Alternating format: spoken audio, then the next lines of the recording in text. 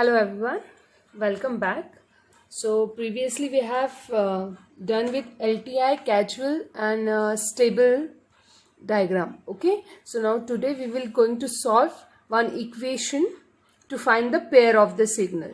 Okay, if there is question like this, compute the convolution of yn equals to xn into hn and find the pair of the signal. Suppose we have taken two examples. Let's see how to solve this one. Okay, now first step is what? As I told you before, first is you have to sketch the signal. Now we will sketch for xn and h1 both. So if you are going to sketch for x1, it will be like this. This is my xn and this is my n. Okay, and again same for hn. This is my hn and this is my n. This is my origin. Okay, now first step is what? If the value of n is equals to 0, okay, if the value of n equals to 0, what it becomes? Infinity raised to 0. Anything raised to 0 is 1. So first it will come here in a 1 position. Similarly, when value of n is 1, then it will alpha raised to 1. So it is come here, alpha raised to 2, alpha raised to 3. Similarly for n equals to 2. Similarly we will get value of hn. If it is raised to 0, it is 1, right?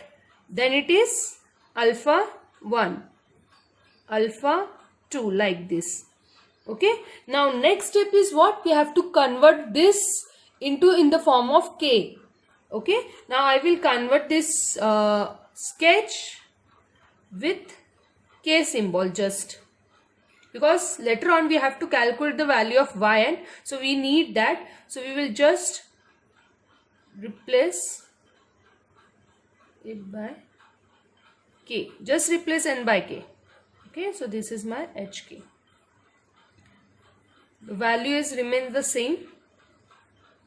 Okay, origin 1, 2 and 3 and so on.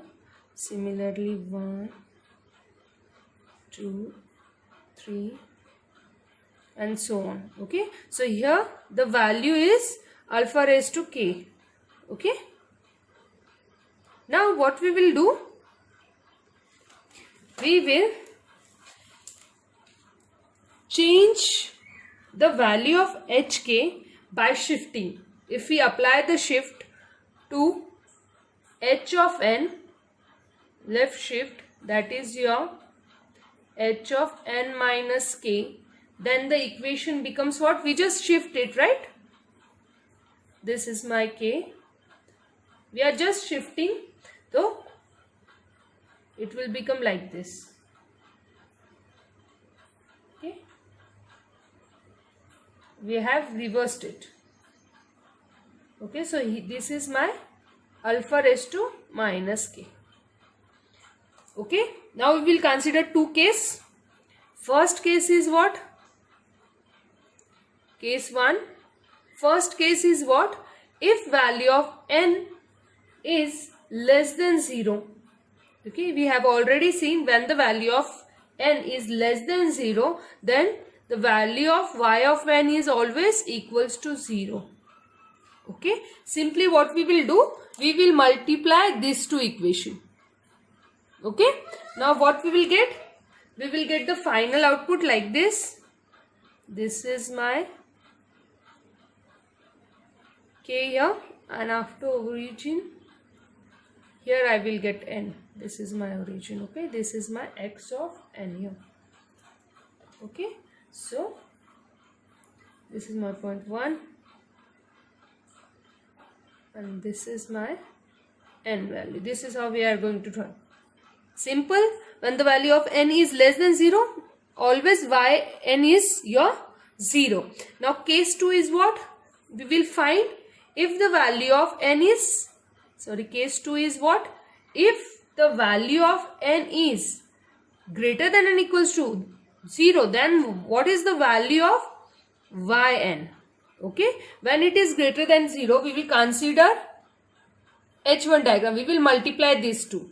Okay, so what we will get? One reverse and one as it is. So this is how we will got the sketch for the same. This is my HN. Okay, this is my HN. This is my K and this is my N. Okay, so this is how we will get the sketch signal over here.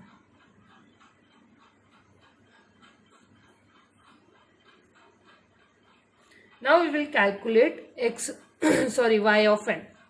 Now to calculate y of n, what we will take? We will take summation of k equals to 0 to n and alpha raised to k, means our this equation which we have calculated, this multiply by our left shift, multiply our sum alpha n minus k. Now we will solve this. So what we will get here, alpha raised to n is constant, we will take it outside. For raised to n, we will get summation k equals to 0 up to n alpha k into alpha k minus k. So plus k and minus k, it get cancelled and you get the value 1. So alpha n summation of k equals to 0, which is 1. Okay, and now the value is tends to k value tends to 0 to n. Okay, if we are going to solve this, what we will get? We will get alpha raised to n in bracket n plus 1. If you put the value 0 0 into 1 0, then 1 it is 1 plus 1 2. If it is 2, it is 2 plus 1 is 3, like this. Okay, if you are going to solve this, we will get n plus 1. Now at the end, what we have to need is, we have to calculate the pairs. So what we will get? We will get y of n, okay, y of n at point 0, which is n is less than 0, and at point n is greater than 0, it is alpha n plus 1, where n is greater than n equals to 0. Okay, this is what we will get. At point n less than 0, it is 0. If it is n is greater than n equals to 0, then it is alpha raised to n plus 1. Now to find the pair, what we will do? We will multiply it. So we will get final x of n alpha n plus 1 u of n. This is how we will get the value of xn. This is how we are going to calculate the pair of y.